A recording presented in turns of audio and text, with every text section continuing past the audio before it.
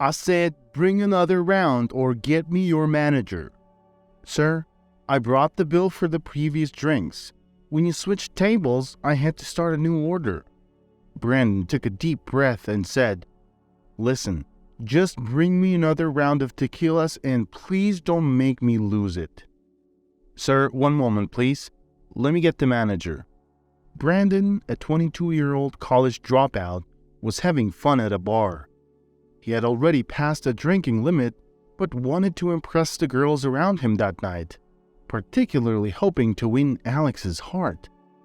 Loud music played and the girls danced on the dance floor. Brandon struggled to keep steady while trying to join them. After a few failed attempts, he gave up and slumped back on the sofa. 10 minutes later, the waiter returned with a tray of tequilas, the manager following closely. Seeing that Brandon was nearly asleep, the manager grabbed the waiter's hand and stopped him. I think he's had enough. A few moments later, the girls returned to their seats, tired. They laughed when they saw Brandon almost passed out. Hey Brandon, I thought you said you could last longer than that. How are you planning on impressing me? Alex giggled as she nudged Brandon to wake him up. Groggy, Brandon sat up and shouted, "Another round for us!" The girls burst out laughing again. Apart from the security guards and staff, one other person didn't belong in the bar, Mrs. Jennifer Callahan. She had been sitting in one spot for over 2 hours. When asked if she wanted a drink, Jennifer just replied that a glass of orange juice would suffice. Among the mostly younger visitors, she looked out of place and drew people's attention. As she sat behind the bar, a group of likely college students stumbled over. When a guy who had clearly had too much saw Jennifer, he was surprised. Turning to face his friends, he mumbled, "Whose mom is that? Shouldn't she be tending to her grandkids or something?" Jennifer didn't hear it, but the bartender did. He smirked at the boys and wiped the counter after they left. He then approached Jennifer. "Excuse me, ma'am. I don't mean to bother you, and it's none of my business, but I get the feeling you're not here for fun." For the first time that evening, Jennifer looked up and smiled, appreciating the bartender's attentiveness. "You're right. I'm not here to enjoy myself, although if not for the loud music, I could come here sometimes. I know I'll sound like an overprotective mom, but I'm here to watch over my son. He's all I have, and I don't want him getting into trouble." Jennifer nodded towards the table where Brandon and the girls were sitting. "That's so nice of you, ma'am. Not many moms would do that." "I know, but he's out of control, and I'm afraid he might get into a fight and get hurt." Meanwhile, Brandon visited the bathroom, washed his face, and felt slightly refreshed. He returned to the table and told the girls, "Let's go, we're going to a nightclub. There's a new one downtown, it's a cool place. Come on, hurry up." Brandon bent down to grab his phone and car keys from the glass table. One of the girls, who seemed to still have some sense, spoke up. "I don't mind going to the nightclub, but we need to call a taxi. I'm not getting into your car, Brandon. I'm sorry." Brandon resented what Tiffany said. "You think I can't drive? If you're scared, go ahead and take a taxi. I'm driving my car." At that moment, a familiar voice came from behind. "Brandon, honey, please take a taxi."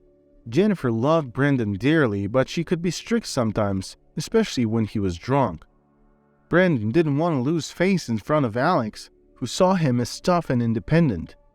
This situation was undermining his partly fabricated image. He stood up straight and turned around.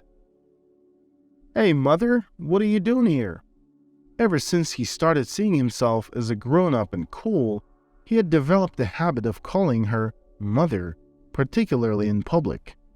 Lately, Jennifer thought that Brandon was becoming more and more like her ex-husband Donald. Donald was a couch potato who liked to sit around doing nothing. When Brandon was 5, Jennifer couldn't take his inactivity anymore and kicked him out of the house. Brandon had a deep-rooted feeling that his mother was the reason he grew up without a father. He had always acted as if he were taking revenge on her for his father. Once, after yet another argument, Brandon told his mother that if his father had been around, he wouldn't have felt so lonely growing up.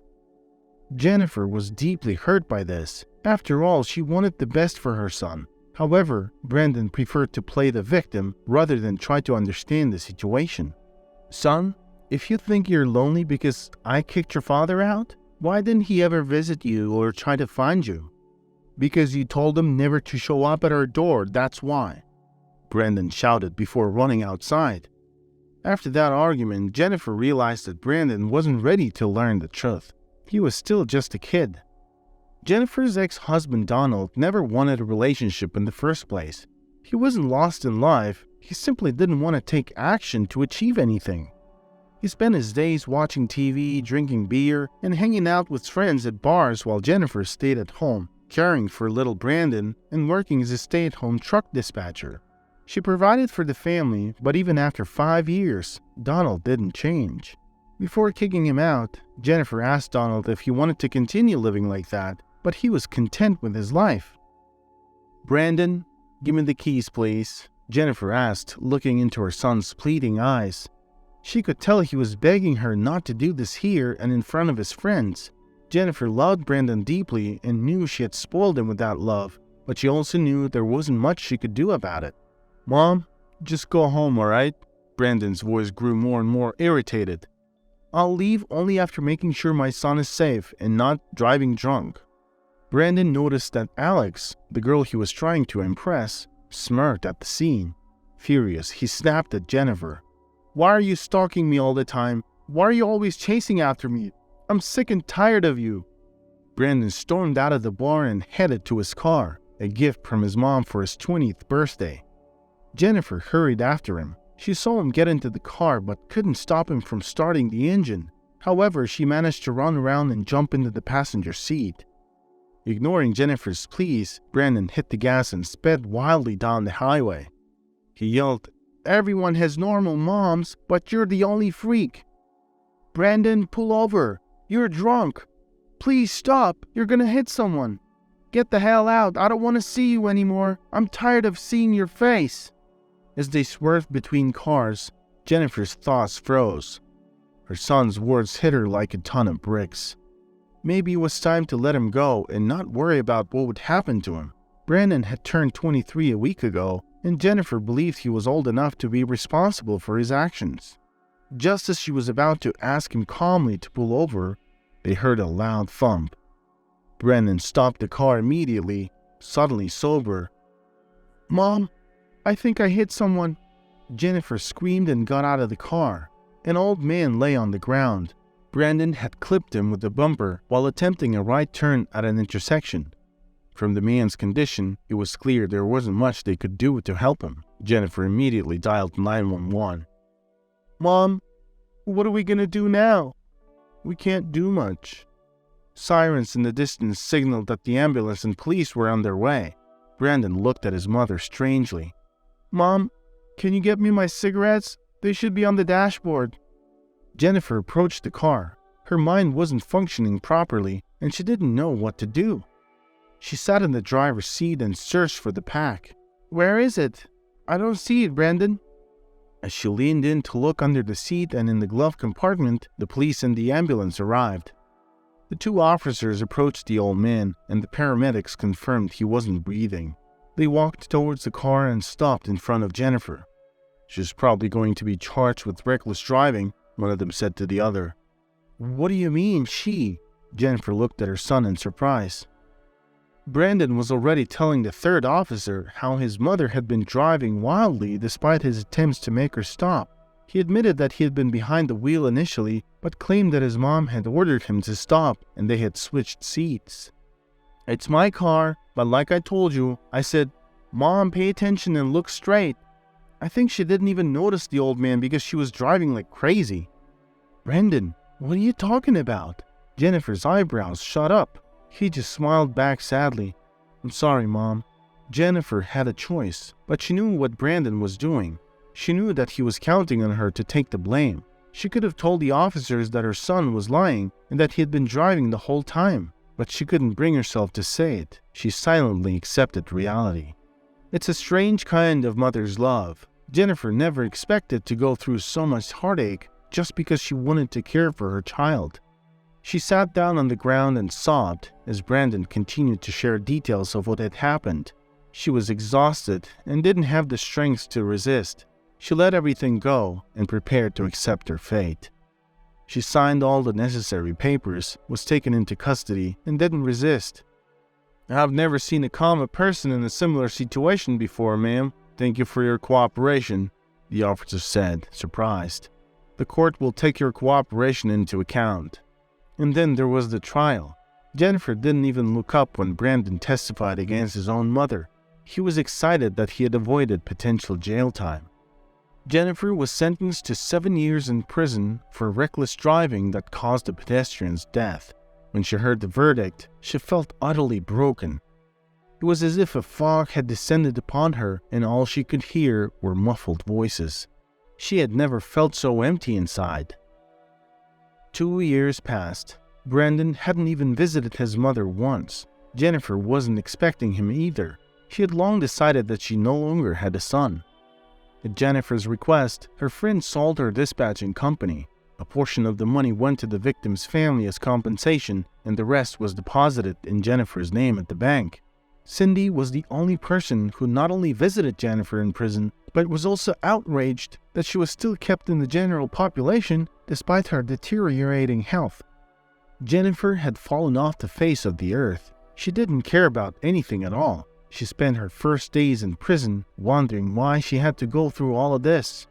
At some point, she just wanted to die, to disappear forever. After several visits and hours of conversation, Jennifer finally confided in Cindy about what had really happened. When Cindy realized that Jennifer had gone to prison to protect her son, she was heartbroken. But as she learned more about Brandon and Jennifer's relationship, she became outraged. Unbeknownst to Jennifer, a special process was unfolding behind the scenes. Cindy worked hard to bring the case back to light and restore justice. Ironically, by this time, the same prosecutor who had built the case against Jennifer was now working as a defense attorney. Cindy discovered this and contacted that very lawyer, Larry Garcia. One day, Cindy paid a visit to Jennifer, accompanied by Larry. Jennifer was puzzled to see Larry. Cindy proceeded to fill her friend in on what had transpired over the past few months, not allowing Jennifer to respond. "Jen, I've got your back, so don't even try to talk me out of this. It's just wrong. I'm gonna get you out of here. I don't care if he's your son. It doesn't matter who he is. This just isn't right." Jennifer sighed and looked at Larry. "Jennifer, it's good to see you again. This time I'm on your side. I've reviewed your case and I think we can get you out of here." "So what? What happens after that?" Jennifer asked, her voice tinged with indifference. "I'll be released, and then what? I've lost everything. My company is gone. People I know think I'm a deranged convict. Am I supposed to go around telling people that I was falsely imprisoned and that my son should be the one behind bars? Why would I want a life like that? Can you tell me?" Larry struggled to find an appropriate response. "Well, it's freedom." "Yeah, but freedom can be a lot worse than life here," Jennifer countered. "Don't you understand? We can't undo the past. Things will never go back to how they were. In fact, you might even be worse." However, Larry turned out to be a different kind of person. He visited Jennifer more often than she expected, and eventually, she even began to look forward to his visits. Meanwhile, Brandon had won over Alex's heart, and they had been living together for several years. When Brandon mentioned the substantial sum of money in his mother's bank account, Alex didn't hesitate to be with him. However, the fact that Brandon still couldn't access the account occasionally troubled her. "But it's not your money, Brandon." "Alex, please, 7 years in prison is no laughing matter. She must have changed. I haven't heard from her in so long that she might not even be alive," Brandon argued. "But you don't know anything for certain," Alex persisted. "It doesn't matter anymore, Alex. I know my mother. She loves me so much that she would give me all the money. You'll see. By the way, I never understood how she convinced you to get in the passenger seat. When you stormed out of the bar, you took off like a rocket." Alex believed him, and Brandon wiped the sweat from his forehead. If she ever found out the truth, she would leave him in an instant. And that was something Brandon couldn't afford. He waited a few more months before addressing the inheritance. Recently, Brandon had encountered Cindy, his mother's friend and former assistant. Although Cindy had once been the company's vice president, she intended to ignore Brandon and continue on her way. However, it was Brandon who approached her. "Hey Cindy, have you heard anything from my mom?" "Why are you asking about her all of a sudden?" Cindy smirked. "Well, she was supposed to be released by now. Her sentence is over. I'm just concerned because after all, it is prison, people can die in there." Brandon attempted to maintain his composure, but his heart pounded in his chest as though it feared the truth. Cindy scoffed. "People die, you say? Is that what you're waiting for?" "Well, you can consider her dead already, and you'll never see her again in your life." "What do you mean, consider dead? Can you explain in simpler terms?" "Of course I can. What I'm trying to say is that you are an absolute piece of garbage and a total jerk." With that, Cindy turned and left. Her heart raced and she barely restrained herself from saying even worse things to him. However, she didn't want to become stressed over him, thinking he didn't deserve that much attention. Meanwhile, a broad smile spread across Brandon's face. He had heard precisely what he needed from Cindy. He knew he could finalize everything soon and needed to initiate the inheritance process. Brandon genuinely believed his mother was either gravely ill or already dead. He relied on his lawyers. Arriving home excitedly, he informed Alex that they would soon be going on a trip abroad, as he had promised. Alex responded with elegance when she heard Brandon's words. "Really? You're not late, but you're not exactly on time either. I was starting to get disappointed in you. We ran out of money a while ago, and you haven't budged." "I'm doing all I can. I met with the lawyer, and soon I'll inherit everything." Alex gazed at Brandon with shining eyes. "Inheritance? Is she dead?" "You won't believe it, but her friend told me she is." "Brandon, there's so much money there." "That's what I'm talking about, baby." Months later, the lawyer invited Brandon to his office. As Brandon began to get dressed, Alex chimed in. "I'm coming with you, honey. I want to hear it with my own ears. I can't believe my dreams are finally coming true." Overwhelmed with emotions, Alex expressed her excitement. Brandon felt like a real man, capable of fulfilling any of his girlfriend's desires. He even donned a suit for the occasion. Alex looked at him. "Honey, you're so cruel. Your mother died and you're dressed up like it's a celebration or something." "It's her fault. I don't want to waste my time grieving. I just want to enjoy life." "I suppose you're right. You'll have to live with the label of having a mother who killed a pedestrian." "That's exactly right, and this life is compensation for my suffering." Brandon tried to end the conversation, uncomfortable with this direction. He urged Alex to hurry, and they drove to the lawyer's office. It was surprising to see Cindy sitting there as well. Brandon felt irritated when he saw her, briefly wondering if his mother might have left something for this woman in her will. However, the situation proved to be much more intriguing than that. Brandon had expected to be handed all the necessary papers, but the lawyer interjected. "Before I announce anything, I want you to watch a short clip." Annoyed, Brandon asked, "Can we skip that part?" "Unfortunately, your mother requested that you see the video first." Everyone turned their attention to the screen, where Jennifer appeared, alive and healthy, holding a baby in her arms. She was smiling. "Is she alive?" Brandon asked, but no one responded. In the video, Jennifer wished Brandon happiness. She acknowledged that he was a grown man now and on his own, just as he had wanted. At the end of the clip, she advised him to be honest with himself and never let down those around him. "Brandon, my son, you didn't want to have anything to do with me even after I served time, your time in prison. If you didn't want to see me, I thought there was no point in you using my money either, so I withdrew everything from the account. But don't worry, I'm leaving you a one-room apartment in the city. Good luck, son." When the video ended, Brandon sobbed like a wounded animal. Alex stormed out of the room without sparing him a glance. Cindy was upset with Jennifer because even under these circumstances, she was still acting like a true mother by leaving something for her son.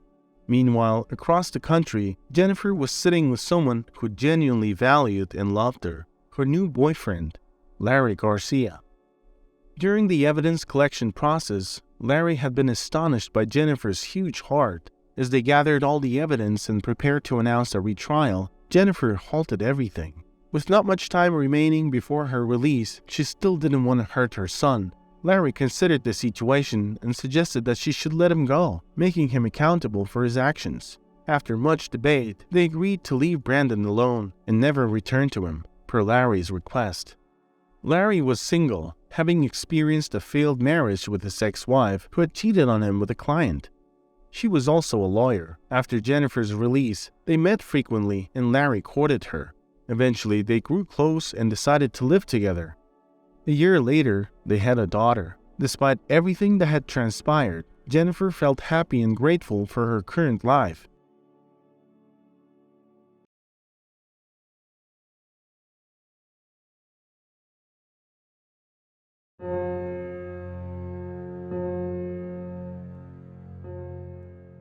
The hallway of the DMV office was stuffy and crowded, with people who were visibly annoyed by the long wait. The air conditioner in the office wasn't working properly, and they were all suffering from a lack of fresh air and fanning themselves with hats and folders. A young security guard was serving the crowd with a disinterested expression, noting that the people in the room seemed as though they had been there for years. The same seniors, migrants in dirty work clothes, and nervous young mothers with crying children were all present, their faces tired and worn. The hallway of the DMV in this average town was not particularly interesting, but the security guard's attention was drawn to the tall, broad-shouldered figure of an older man in worn clothes. The man in the faded blue jacket stood out among the crowd. Though his jacket was similar in style to those worn by soldiers, he did not have the polished and well-groomed appearance of a Navy warrior. Instead, he had an unkempt and almost scary look. Half of his face was covered by a large burn scar, and his hands, which he kept hidden in his pockets, were similarly disfigured. He towered over the other people in the hallway, looking out of place and anxious. He kept glancing at his watch, aware that the DMV office was closing for lunch soon. The security guard had a grin on his face as he said to the man, "Looks like you won't make it to your appointment today, old man. Lucy and Denise will not be sticking around any longer." Lucy and Denise were middle-aged women who worked at the DMV, and they were tired of dealing with the long lines of hopeful visitors. They had become arrogant and only seemed to care if the visitors brought them money or expensive gifts. There were also a new employee working in the office. The young clerk, Jennifer, was different from her colleagues Lucy and Denise. She was a recent graduate of an orphanage. She had no significant wealth and did not accept bribes. She worked diligently, following the example of her beloved teacher, Mrs. McKenna, who had taken her under her wing like a mother. Lucy and Denise were pleased to have a stray orphan working in the department. That's what they called Jennifer behind her back. Lucy and Denise took advantage of Jennifer's willingness to work and often left her with most of the work, allowing them to relax and read magazines or go shopping during their lunch breaks and often returning late to the office. They had a favorite topic of conversation, which was gossiping and making fun of Jennifer's appearance. They did not want to acknowledge that Jennifer, who was modestly and tastefully dressed with minimal makeup on a fresh face, was 100 times more beautiful than they were. Instead of working on their own shortcomings and trying to improve themselves, Lucy and Denise enjoyed spreading rumors and talking ill of Jennifer. Jennifer's hard-working attitude was considered dull by Lucy and Denise. Her single status also became a source of ridicule, earning her the nickname Bird among the two women. But with only 15 minutes remaining before the lunch break, Lucy and Denise picked up their expensive bags with impassive expressions and left the office with dignity. The man with the burned face was taken aback and said, "Girls, Please don't leave. I've been waiting in line since this morning." Lucy and Denise ignored the man's plea and did not even bother to look at him. But he persisted, his voice filled with desperation. "Please understand, I came all the way from my village. My boss leaves in 20 minutes and it's the last one for today. I just need to change the photo on my driver's license, please." Lucy replied irritably, "Listen, old man, there are many of you here and there are just 3 of us. Come back after lunch break." The man pleaded further. "Please, I can't come back after lunch. My mother is waiting at home. She has a sick heart, you must understand." The man tried to plead with the angry DMV clerks, but they didn't listen to him. Denise's face twisted with disgust as she shouted, "Guards, get this bum out of here immediately." The security guard, who had been dozing off, quickly woke up and followed Denise's orders. He pushed the man out of the room without thinking twice. He was scared of losing his job. He didn't want to disappoint his wife, who would leave him if he lost his job. The guard pushed the man out the door and locked it with a key. When Jennifer heard the commotion, she ran out to see what was happening. She went outside to catch up with the man, but Lucy stopped her with a sneer on her face. "If you help every customer like that, you'll never have enough time to finish all the work. One person helping everyone else will just slow everyone down."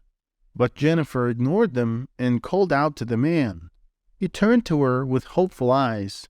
When Jennifer saw the burned scar on his face, she hesitated, but quickly composed herself and said, "Please come back to the office.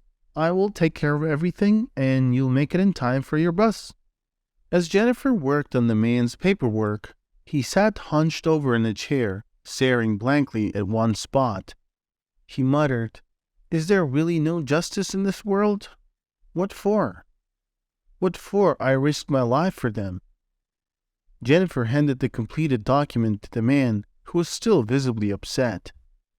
"Here you go, please," Jennifer said as she handed the document to him. "And please, I'm sorry for what my colleague said. Their work is stressful and they're burned out. Unfortunately, this is what happens to people at the office sometimes." The man with the burned scars thanked Jennifer and wished her happiness before leaving the office.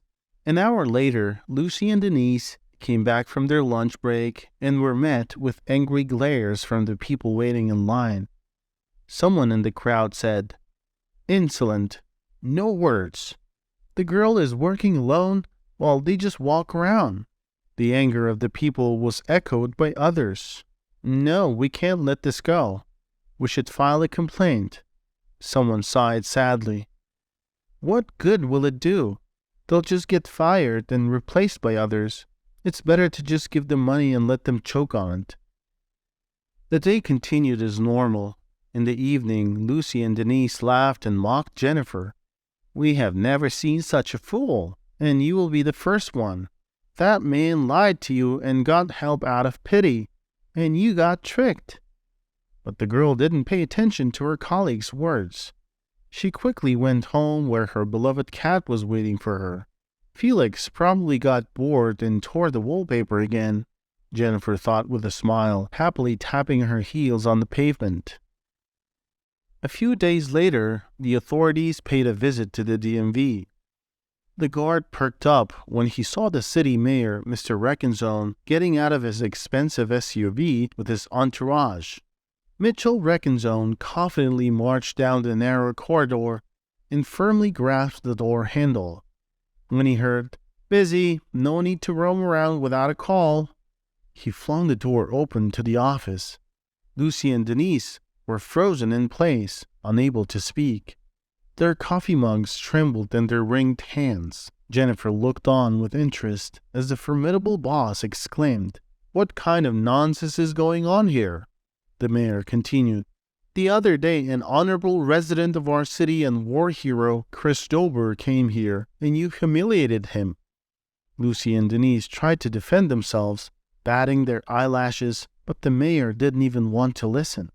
It turns out that the hero missed the bus after all. Desperate, he decided to walk with the hope of catching a ride.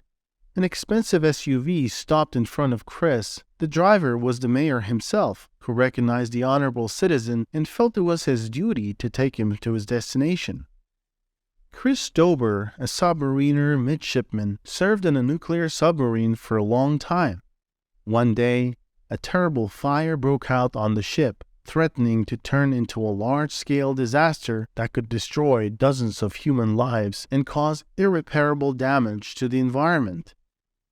After putting out the fire, Mr. Dober received severe burns and became disabled. Chris was discharged from the service and sent home for a well-deserved rest. But in his hometown, new troubles awaited him. His wife, seeing the condition he was in, quickly packed her suitcase and left him. Later, Chris found out that his ex-wife was having an affair with a small market trader. After that, she was seen with another guy, and then another, an unemployed drunkard. Mr. Dober went to his village to live with his elderly mother and led a solitary life. He started drinking, but did not lose control. He helped his mother with housework, completely forgetting to take care of his appearance. He forgot that many people still judge a person by their clothes, so he came to the DMV office in shabby clothes that made him feel comfortable. In the village, the inhabitants had long known and gotten used to his old midshipman's pea jacket and the scars on his face. After the mayor paid a visit, both Lucy and Denise were let go, and Jennifer was given the role of head of the DMV office. Although the position came with added responsibilities and concerns, Jennifer embraced the challenge and made an effort to treat customers with kindness. She assembled a young team and the DMV began operating efficiently. As a result, customers no longer had to wait in long lines and the employees received positive feedback from satisfied visitors. Jennifer's personal life also took a turn for the better when she met a charming man who worked as a camera operator for a local television station. The journalists visited the DMV to film a story about Jennifer and her profession, and the young operator was taken with Jennifer's friendly and open demeanor. They went on a walk together after work, and soon after, he invited her to the movies. A month later, Jennifer and her new boyfriend Greg became inseparable, and her cat, who had previously been destructive due to boredom, stopped tearing up the wallpaper as he was content with a new love in the household. On Memorial Day, Jennifer and her friends, including Greg, who was filming a story for the evening news, attended the gathering together. Jennifer was invited as a guest of honor, being recognized as the best social worker. While on the stage, she saw a distinguished man in full dress uniform. The sailor's chest was adorned with medals and decorations. Jennifer recognized the man as Chris Dober, a brave hero. The sight of him made her heart race with pride. Today, the hero gave a heartfelt speech to the residents. He shared his life story and spoke about his deeds, modestly noting that he fulfilled his duties and served his country not for the sake of receiving medals. "The most important thing is to be human. Not everyone can put themselves in harm's way or sacrifice themselves for others. For me, the epitome of honesty and integrity was a kind and lovely girl who reached out to me when everyone else had turned away." As Jennifer heard her name being called, she saw the hero extending an invitation for her to come up to the podium. With the help of others, she climbed up onto a tall platform. The entire city erupted in applause as the honorary citizen presented her with a beautiful bouquet of lush roses. Greg captured the moment on camera, and in the evening, while watching the news, he excitedly told Jennifer that she should have no doubts about his sincere and true love for her. "Why?" Jennifer asked. "Look how beautiful you are on the screen, just like a movie star," he replied. "They say that the camera loves a person, meaning the operator is infatuated with the person they captured." Jennifer laughed and said, "Greg, you scoundrel. On the screen I may look like a movie star, but in real life, I'm a plain Jane, huh?" Greg hugged his beloved, looked into her eyes, and said quietly, "In life, you are 100 times more beautiful." What are your thoughts on the story and characters? How would you handle things differently? Share your thoughts, as they may be helpful for those experiencing difficult times. If you enjoyed the story, please consider liking and subscribing for more content. Click the notification bell button. Thank you, and we'll see you soon.